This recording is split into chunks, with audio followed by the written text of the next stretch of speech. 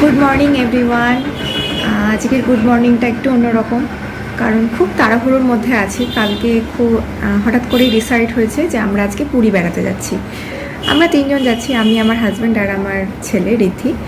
তো তিনজনে মিলেই আজকে আমরা যাচ্ছি। আজকে সন্ধেবেলায় শালিমার থেকে ট্রেন আছে পুরী যাওয়ার, আর আমাদের বহরমপুর থেকে ট্রেন আছে 10টার সময়। এখন বাজে 7টা, 10টা ঠিক না, 9:30 নাগাদ।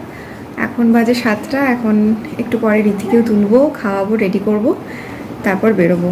কিছু কিছু প্যাকিং এখনও বাকি আছে, একটু তাড়াতাড়ি কমপ্লিট করে নিই।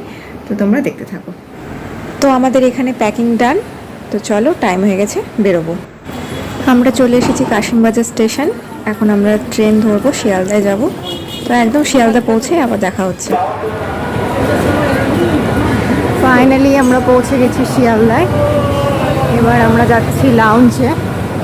ওখানে আমাদের 2 ঘন্টা মতো রেস্ট নেব, তারপর আমরা বেরিয়ে যাব হাওড়ার দিকে।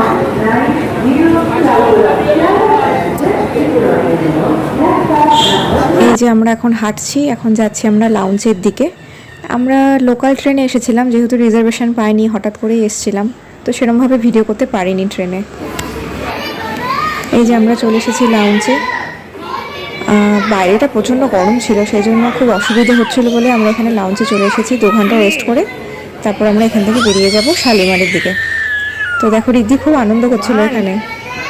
এখানে আরও ছোটো ছোটো 2-3টে বাচ্চা ছিল, ওদেরকে দেখেও খুব আনন্দ করছিল।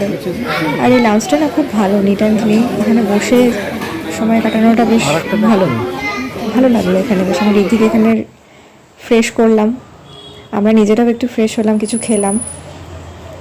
এখানে 2টো ছোটো ছোটো বাচ্চা ছিল। রিদ্ধি ভাবছে ওদের সাথে ও খেলবে, কিন্তু ও তো ছোটো, ও তো পারছে না খেলতে।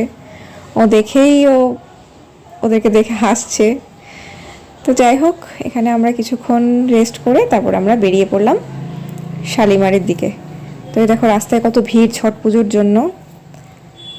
আর এই দেখো, এখানে 2টো এরকম একটা বাস আমি দেখলাম। ওই বাসটা আমি প্রথমেই দেখলাম, এরকম দোতলা বাস। এত ভালো লাগলো দেখতে, বেশ ঝলমল করছিল রাতের বেলায় এই বাসটা। জানি না ফোনে কতটা বোঝা যাচ্ছে, তো ভাবলাম তোমাদের সাথেও শেয়ার করি। তো এই দেখো, আমরা ব্রিজ ক্রস করছি, আর কিছুক্ষণের মধ্যেই পৌঁছে যাব আমরা শালিমার স্টেশনে। তো একদম শালিমার স্টেশনে গিয়ে দেখা হচ্ছে।